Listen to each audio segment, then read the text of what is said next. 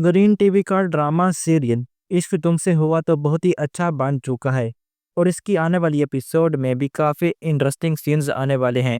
और इसकी आने वाली एपिसोड में आप लोगों को यह भी दिखाया जाएगा कि अब आगे चलकर नफीस और एमर की मां दोनों मिलकर एमर को गुल के खिलाफ करने की तरह तरह की चालें चलेंगे। वो एमर और गुल को अलग करने की अपनी पूरी कोशिश करेंगे, क्योंकि अब एमर की मां नफीस से बात करेगी और उसे कहेगी, अगर तुम गुल को एक बार फिर अपनी जिंदगी में वापस लाना चाहते हो तो इसके लिए तुम्हें मेरी बात माननी होगी।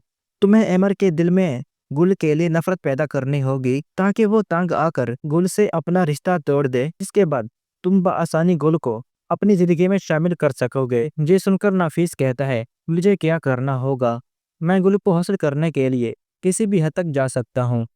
तो फिर एमर की माँ कहती है, फिर ठीक है, तुम मेरे घर में आ जाओ, आगे जो होगा दोनों मिलकर संभाल लेंगे। जिसके बाद नफीस एमर के घर पहुंच जाता है और एमर भी वहां पर मौजूद होता है। तो फिर वहीं पर एमर की माँ बहुत ही गुस्से में गुल से कहती है, तुम नफीस को बार बार क्यों तंग करती हो, तुम उसे बार बार कॉलें करती हो और बुलाती हो। अगर तुमने यही सब करना था तो तुमने एमर से शादी क्यों की। ये सुनकर गुल कहती है, ये आप कैसी बातें कर रही हैं, मैंने नफीस को नहीं बुलाया और ना ही इसे कोई कॉल्स की हैं, तुम झूठ कह रही हो, तुम ऐसा नहीं करना चाहिए। तो फिर ये सब देखकर एमर तो बहुत ही गुस्से में आ जाता है और नफीस से पूछता है, या तुम्हें गुल नहीं जहाँ पर बुलाया है। ये सुनकर नफीस कहता है, हाँ, मुझे गुल नहीं जहाँ पर बुलाया है, मैं तो सिर्फ और सिर्फ गुल के कहने पर यहाँ पर आया हूँ, वरना मैं तो जहाँ आना ही नहीं चाहता था। तो फिर एमर बहुत ही गुस्से में नफीस को अपने घर से धक्के मारकर निकालता है। उसे कहता है, अगर तुम दोबारा यहाँ आए तो फिर मैं तुम्हारा वो असर करूंगा कि तुम कभी भूल ही नहीं पाओगे। और फिर एमर